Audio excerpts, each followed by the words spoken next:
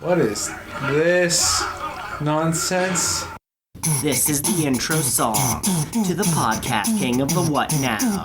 Join us as we go on a journey, going to talk about pirates, battle and adventure. We think we're pretty funny, we hope you will too. Luffy, he's gotta be the king of something. We weren't really listening, sorry about that. Hopefully he'll achieve his dreams, yeah. Hello, fellow Grand Line Adventurers, and welcome to episode 17 of King of the What Now. We're here to discuss the anime One Piece. I'm Joel, longtime fan. And I'm Curtis. I want to be the world's best podcaster, but I was recently cut down by the real best in the world currently. You got a little bit too full of yourself a little bit. You're like, I think I've been doing this podcasting thing for a couple of months now. I think I can take on the number one podcaster. Yeah, but it's okay. You know what? We got a nice rivalry going. He said if I go back and train some more, I should come back in a few years. Okay, wonderful. We just finished watching 4 episodes of the One Piece anime. Those were episodes... I lost my list. Hang on, wait, I need a tab over. There we go. 23, 24, 25, 26. And Curtis, as always, is going to try to give us kind of a high-level overview of what happened. Yeah. Okay. So, Nami leaves with the ship and the treasure. Yes. And goes to do her own thing. Which fulfills the prophecy that you foretold, that she never actually said the words like, I'm joining your crew. She's just kind of like, oh, I'll hang around for a little while sort of thing. Exactly. Then the Hawk-Eyed Man finally shows up. Sure. He takes out Don Kreig's ship. The one remaining ship. And you find out from Gin or Jin, I don't know. Some places spell it G or G-I-N, some places do G-H-I-N. Mm-hmm. I'm going to try to call him Gin, but I don't care how you pronounce it. But anyways, he said that the reason that the Don Kreig pirates came back from the Grand Line was because this man cut down 49 of their 50 ships. Yeah. We find out that the Hawk-Eyed Man, also known as Mihawk, is the world's best swordsman. So, naturally, Zoro challenges him to a sword fight and loses because he is not the world's best swordsman yet. He and Usopp, after the fight, so he gets defeated. Zoro gets defeated, but he does not die. Yes.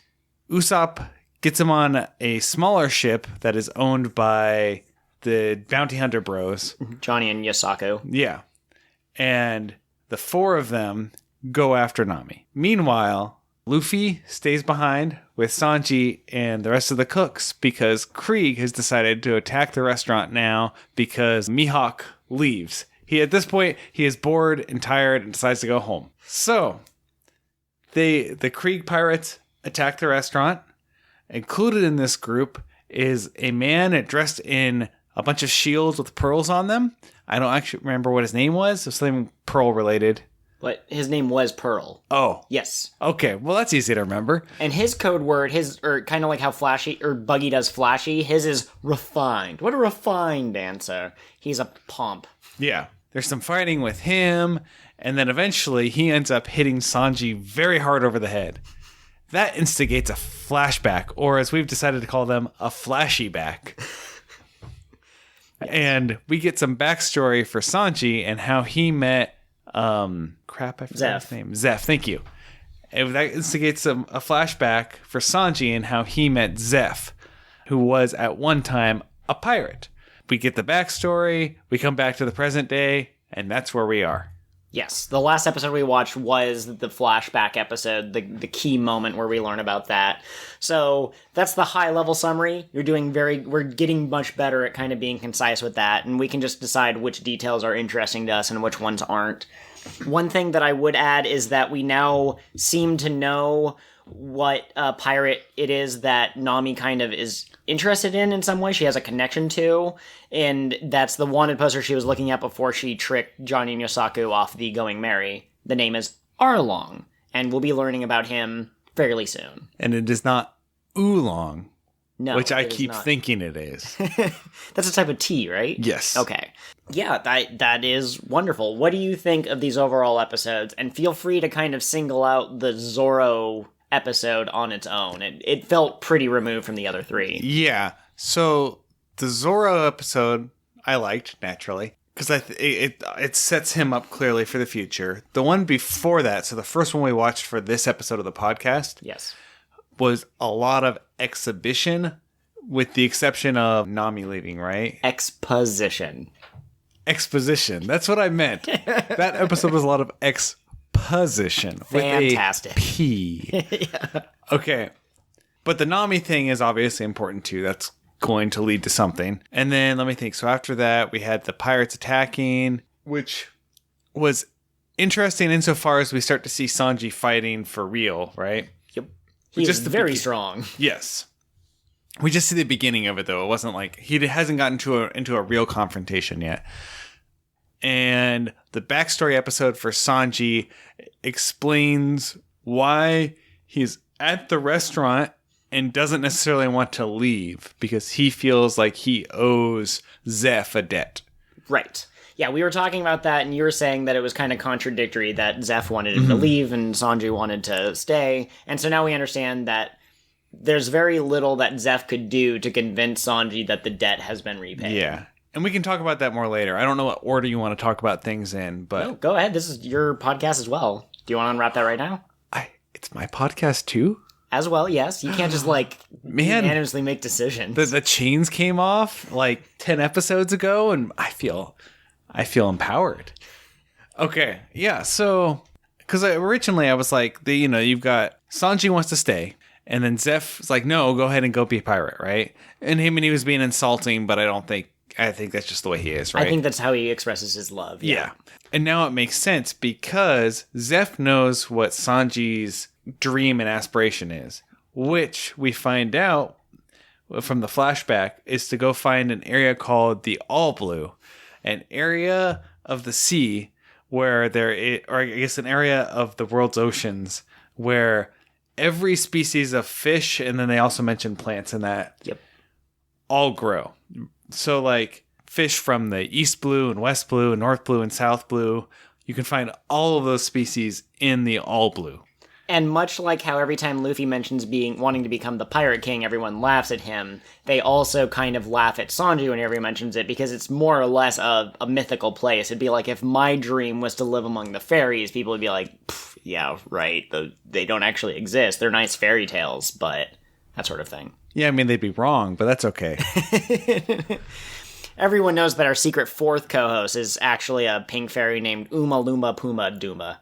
And they actually have strong feelings about other anime, but know very little about One Piece, so they add very little. Mm-hmm. Well, they're just generally quiet. I mean, they don't want to talk. It's exactly. Okay.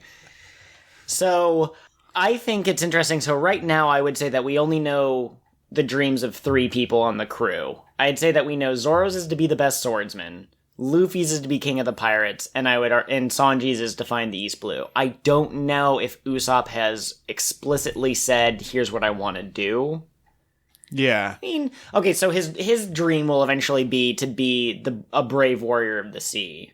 But I think Sanji's is the only one that feels kind of mythical to me.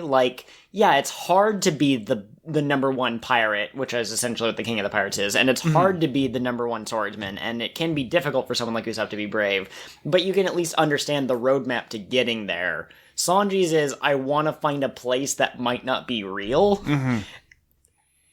I think that's interesting. Yeah. So I guess Usopp's right now, the brave warrior thing actually fits, because I think I think we knew what his dream was, because he basically said that when he was leaving the island. I don't know if he used those exact words. That's true. But he wanted to go out and be the pirate that he said he always was, right? Okay. For Nami, I mean, she has a very specific amount of money she wants to get. Okay. We haven't found out what that money is for. And I don't know if that would qualify as her dream, but it's her current goal, right? Sure. But my point is that even if you count Nami trying to collect money as her goal, Sanji's feels different and removed from the other ones for that. You also brought up an interesting point. You asked me, how did he get on the ship that he was on at the very beginning? So let's unpack that a little bit. In Sanji's flashback chapter, it turns out he used to not be as picky about food as he is now. Mm-hmm. Nowadays, he gets really upset if anyone wastes food. But he was a kid, I assume, probably around 7 or 8, about the same age as Luffy and Usopp and Zoro when we've gotten their flashbacks. But he was on, I think it's a cruise ship, and he was a chef, and he threw out leftovers, and he got really grossed out by other chefs that were eating the food that was left over by the customers. And then they get attacked by pirates, and then the ships sink, and he and the captain pirate, who is Zeph, are the only ones who managed to survive. Yeah. They're on an island for, I think, like 40 days, and they almost starve to death, and they're saved at the very last minute, which all kind of checks out. But your question to me while we were watching was, where are Sanji's parents? Why is he on this cruise ship in the first place at such a young age? I'd like to hear your theories on that, if you have any that make sense. I don't know. I haven't put much thought into it. Okay, that's fair. I will say the question of his parents don't come up, right? I don't think that you turned to me during the Zoro flashback episode we watched a little while ago and said, where's Zoro's parents, even though he himself was wandering around as a child. And really, that's probably a more important question than where are Sanji's parents. Because at least Sanji had a job. Yeah. Well, I mean, that could be a bad thing, too. It's like, that's child labor right there. Okay, that's fair. But he has, like, adult supervision, whereas Zoro is just wandering around and going and yelling at people and saying, I challenge you to a sword fight. Well, when we found Luffy in a bar, he might have a drinking problem for all we know. Because we know Shanks left by the end of his flashback, and he didn't go to the sea for another 10 years. Yeah. But, yeah, the issue of who are these people's parents, I think, sort of gets addressed, but for the most part, everyone basically has subordinate parents. Luffy has Shanks, Sanji has Zeph, Zoro had I don't remember his name, but the guy at the dojo, Koshiro, I think his name is, at the dojo. Yeah, I would almost, so like, he's kind of the father figure, but I would almost argue that, like, Koina? Koina fits the, like, kind of the big sister role. I thought you were going to say mother role. I'm like, they're really, okay. No, I would say like a big sister role, right? Sure. Yeah, so the One Piece universe is more about the family that you create more so than the family you're born into. Yeah. That's a huge theme, and it's going to continue to show up over and over again. And, maybe later we will get something about Luffy's real parents or Nami's parents or Zoro's parents or Sanji's parents, but it's not addressed in the near future. Mm-hmm. So just put that in the back of your mind as questions that might be answered. Who knows? Yeah. Okay. Let me pull up the episode questions that I ask. All right. Of these 4 episodes, and again, feel free to treat Zoro's as its own sort of thing, who were the MVPs of these episodes? Okay. I would say Zoro is the obvious one from his episode. There really wasn't anyone else that did much in that episode. Yeah. It was a very Zoro and Mihawk and no one else. Mm-hmm. I'm going to say overall for these 4 episodes we watched, Zoro and Redfoot Zeph.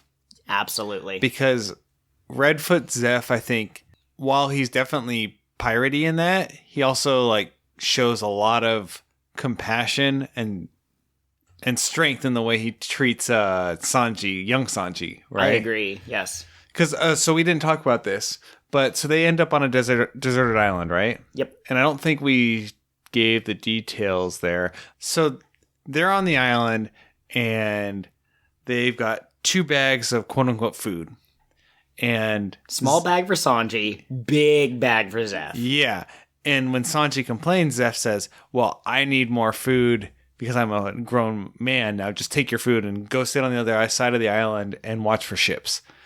And Sanji takes his food and tries to ration it, and he lasts like 30 days or something like 30-something days. Mm-hmm. And then finally, he was out of food like for the last 10 of those, and he goes over to see Zeph, and he sees the big bag still there, and he's like, oh, he's still got so much food. I'm going to go steal some of that.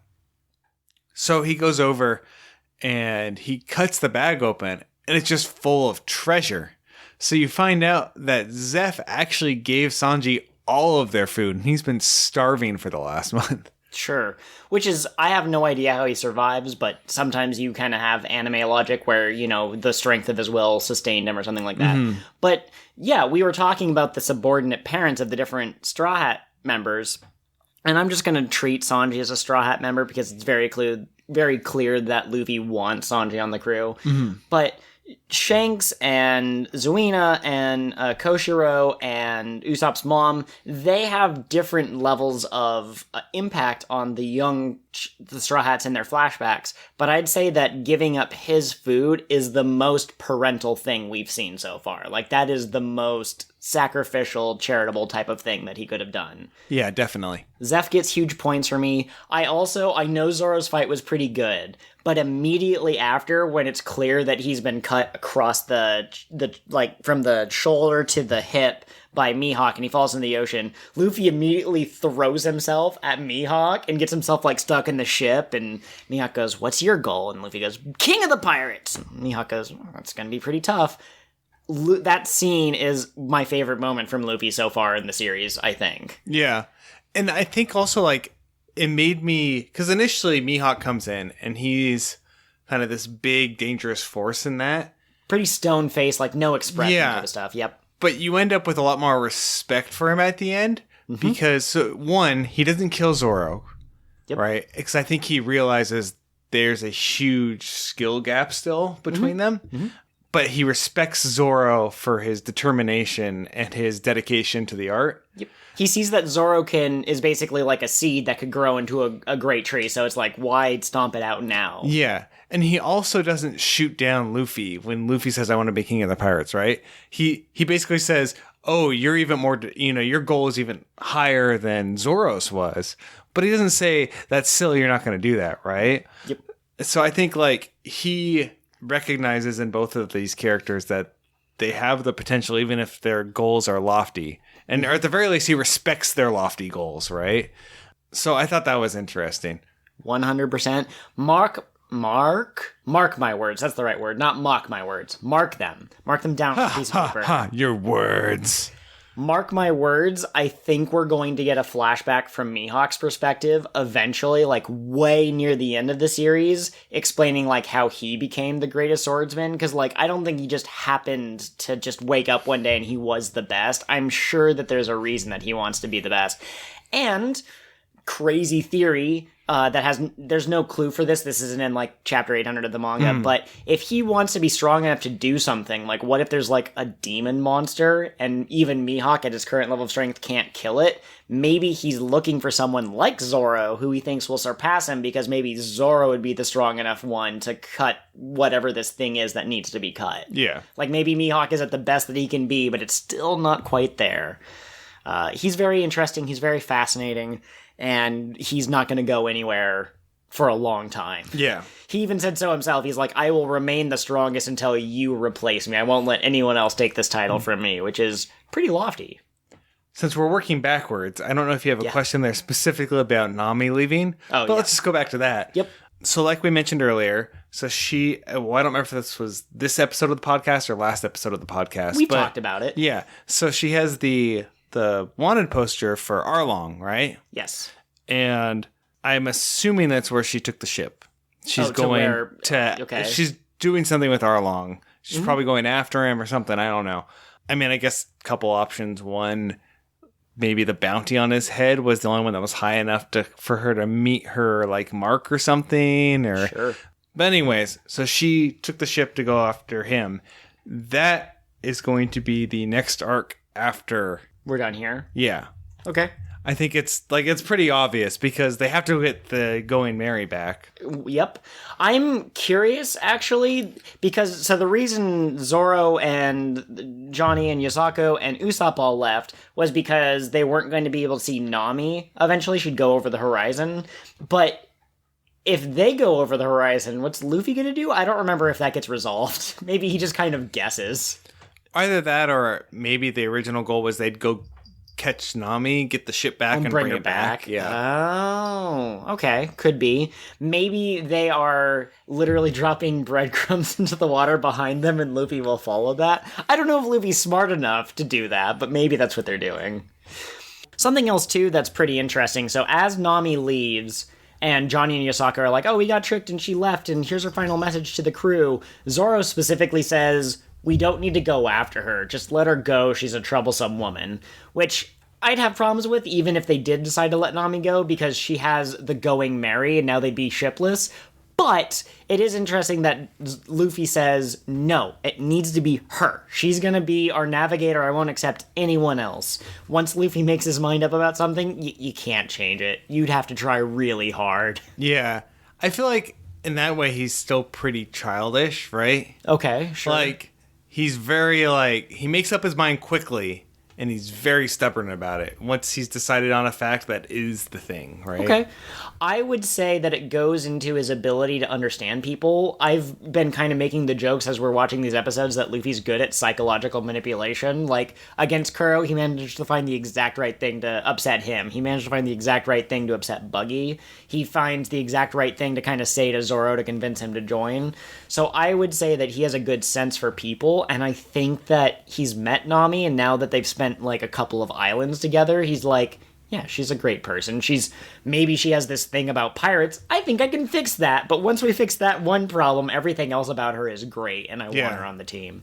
It could also be she's the first navigator he found. I'd really love an arc where he's trying to pick, like, a chef, and he runs into a bunch. I guess that happened this arc, where he had a bunch of candidates of people he could have asked, and he singled out Sanji. Yeah, but it's also like, look at all these people in chef outfits, and this one guy in a suit who's also a chef. Okay, that's true. So yeah, maybe what we need is an arc where Luffy's trying to get someone to fill a particular position on the crew, and there's just like 12 of them, and they have to do like a beauty pageant style contest where they show off their relevant skills and they turn in their resume, and Luffy doesn't read it. Of course he wouldn't. That'd be too hard for him. What we need to, like, it'd be like one of those contest TV shows, the oh, like America's Got Talent type of thing? Yeah.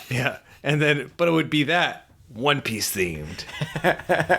Or just throw them in an arena, just see who comes out at the top. Yeah, tournament arc. We've been wanting one of those. Yes. Okay, I think that about covers it from the different episodes that we've kind of covered. Any special questions for this episode? Yeah, just kind of, what do you think is going to happen next episode? Because right now, Jin has a gun against Zeph's head. Luffy just attacked the ship, it seems like. Pearl's still a threat, and he's on fire? What is that? We need to go back to that in a second. And Don Kreig has taken no battle damage so far. Mm-hmm. So how do you see this shaking out? Okay. So I guess, first of all, I'm pretty sure we're going to finish this, and we're not going to cut between this and Usopp and Zoro. Okay. Yeah. That'll be later. It's a good question, because I haven't seen Sanji fight much, right? Sure. So I'm not really sure which of the people he would be best against. I'm going to guess that Luffy is going to end up being the one taking on Kreig. Okay. Because he kind of has... Well, one, that's just his MO up till now. He tends to take on the top boss. Yep. And he needs to continue to beef up his pirate... What is it? Bona fides? Whatever. I have no idea what you're talking about. I don't know what the word I want is either. Basically his cred, though, right? Yeah, his pirates, his sea cred, as it were. And but I mean, we still have to deal with Pearl, and I'm not sure which of them will take care of that. I'm assuming that the rest of the chefs are going to be useless.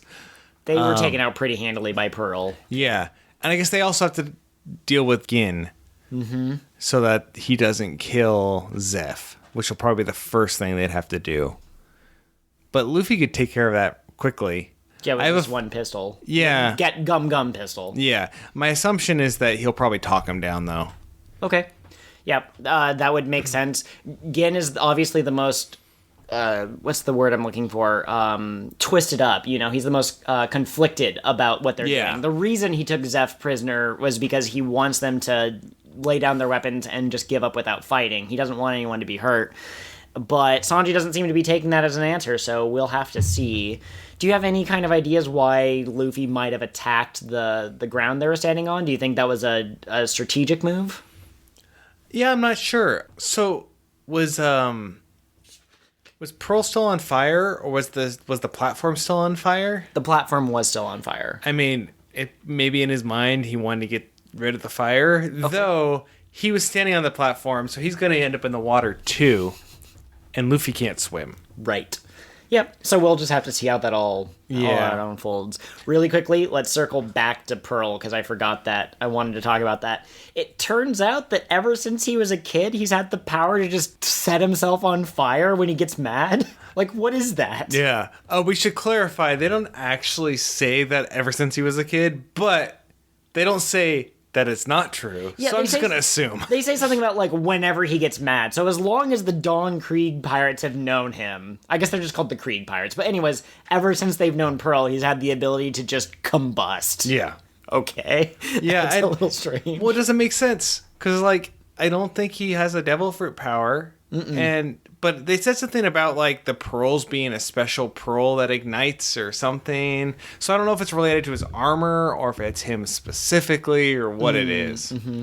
Well, and Don Kreig, with all those guns coming out of him, he's the most mechanically advanced pirate that we've seen so far. So it's possible that Pearl has special equipment as well. But it's just kind of... It's an interesting little tidbit, and it's just a complication that I don't think anyone could guess. Gee, Curtis, what do you think of in the next episode? I think this pirate will combust as a strategy to fighting his opponents. And also, we should point out, he combusts when blood is drawn. Yes, because he's never drawn blood in battle. Or Never he's never had his blood drawn. Yes. In battle. Yeah. Mm-hmm. I'm assuming he's drawn blood in battle. He hits people with giant metal grates. Yeah, I would assume so. Yeah. Or, maybe a syringe. You check them for, like...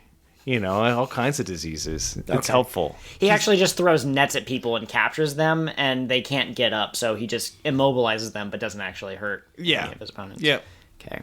You mentioned after we finished recording the last episode, you went, oh, shoot, I meant to mention how Don Kreig's kind of personality is. Do you remember mentioning that? Yeah. I mean, he hasn't been as involved recently, but in the first few episodes when he shows up, so after he's not starving anymore. Yep. He's got this very, like, kind of militaristic, like, angry drill sergeant vibe about him, right? Like, he's ordering all the chefs, you will do what I say because I told you to, right? Yep. And not that they have any reason to obey him or anything, but it's just, like, just his persona and the way he talks and all of that fits it. It also fits his name, because... Fun fact, his name, Krieg, means war in German. Yeah, he's definitely the most militaristic, and like a lot of the other pirates that we've seen before, he has kind of no problems or qualms attacking his own crew members if they ask questions or they disobey. He reminds me personality-wise most of Captain Morgan, just in that, like, I'm in a position of authority above you and you will do as I say. Except Morgan seemed to have... As we figured out, he got that position by taking out a pirate that he didn't actually defeat, whereas Krieg, he uses underhanded techniques, but he has earned those victories through his own power. So he's basically a more legitimate axe hand Morgan, I would say, without the axe hand. Yeah, and he's not a actual Marine either. Well, that's true. Yeah, they're opposite sides of the law, but in terms of personality. I will say too, like, so he uses strategies. They've noted that he uses specific strategies that would be considered unhonorable, but are good strategies of deception. So, like, he will raise a white flag or fly, like, a Marine flag to trick people. Yep. So, I mean, I guess that depends on your take on that. Like, it's, Tactically sound. Yeah, tactically it's sound, but it's not very honorable. Yeah. Especially the white flag one, right? So he's definitely a scoundrel, and he definitely needs to be taken out. It's a good thing that one of our main characters, the main character, seems to be incapable of understanding using deception and hates people that use underhanded techniques. It's going to be very satisfying when a punch lands against that man's mug. The other thing that I find interesting is the opening shows kind of a flash of different characters that are going to show up throughout the East Blue arc, and he's the only one that I think is slightly unrecognizable, because in the actual anime episodes, it's like a buzz cut, it's very short hair, but in the opening, he has like long, like lion's mane hair, and I don't know why they changed that. You made the joke, oh, he got a haircut right after they filmed the real episodes when they're filming the whatever, but obviously this is animated, and so it's a funny joke, but I don't know why they changed it. We never get a flashback that shows him with the long hair. I mean, I think the flat top fits him more. I agree, yeah. So why not just put him like that in there? Yeah, I know. I don't know. Okay. Let's see. Did anything seem like foreshadowing in these episodes? Well, there's Nami leaving with a wanted poster for a character we haven't met yet. Okay. That might be foreshadowing. Good. We also, I mean, it's not subtle, so I don't know if it's foreshadowing per se, but they definitely set up, future arcs with Zoro and Mihawk. You know what I really liked? It's a little bit more of a subtle detail than what we're currently talking about, but when Zoro and Mihawk first start fighting, he pulls out like this little tiny knife, right? And he goes, "This is the smallest tool I have. You're so weak, I'm going to use this." And then Zoro impresses him, and he draws the big sword from his back, and he goes, "I will defeat you with the strongest black sword." So we should be looking out for other black swords, which, spoiler alert, has never come up ever again. But I'm just saying that could be foreshadowing. He claimed that this big sword was the strongest black blade, so maybe there are, 3 or 4 or 7 others in the world, and maybe that'll be an end game type of story element. Do you think any of these episodes were filler? No. Okay. You don't think that Nami leaving and half the crew leaving in order to go chase her down was filler, and that they'll just bring her back and it'll be some like off camera adventure? I would hope not. I want to see the off camera adventure. Exactly, right. You have to give the folks what they want. Yeah, I don't think that they would split up the crew like that and have one half of the crew go on a canon adventure and the other. That just doesn't make any sense. Okay. Do you have any other final thoughts? No, we hit everything. Okay, so we seem to have gotten into a good groove of watching about 4 episodes at a time. It's possible that we will break from that habit, but if that's the case, if we do 4 more next time, we will finish out the Baratie arc. So we're almost there. We've hit the end goal. Good job. Right. Thank you, everyone. Outro will go here. So ends the next leg of the King of the What Now adventure. We're sad to see you go, but we'll be here next week. If you crave some social interaction with us in the meantime, you can find us on all sorts of different media. We have Gmail, Patreon, and Tumblr. All of those are King of the What Pod. King of the What Pod at gmail.com, patreon.com/King of the What Pod, kingofthewhatpod.tumblr.com. Our Twitter handlers are a little bit different. You can reach me at KOTWN_pod. And you can contact me, Curtis, at Pirate Co-host. Also, please take a moment to rate and review our podcast on whatever platform you're using to listen. Not only will this help others find the podcast, but your constructive feedback will help us improve the show as we go. Thanks so much for giving us a listen. Until next time, follow your dreams and protect your treasure. Remember, it doesn't need to be literal treasure. Hello, fellow adventurers of the Grand Line. You've reached the end of the episode, and now I'm going to tell you what episodes of the anime to watch for the next episode of the podcast. The next episode of the podcast will be covering the final 4 episodes of the Baratie arc. Episodes 27, 28, 29, and 30. That's The Cold-Hearted Devilman Jean, I Won't Die, Outcome of a Deadly Battle, and Departure. I only read the first half of those episode titles. Wow, I am not good at talking. I only read the first half of those episode titles in order to cut down time, but I made it longer by taking too long to explain myself. Have a good day, everyone.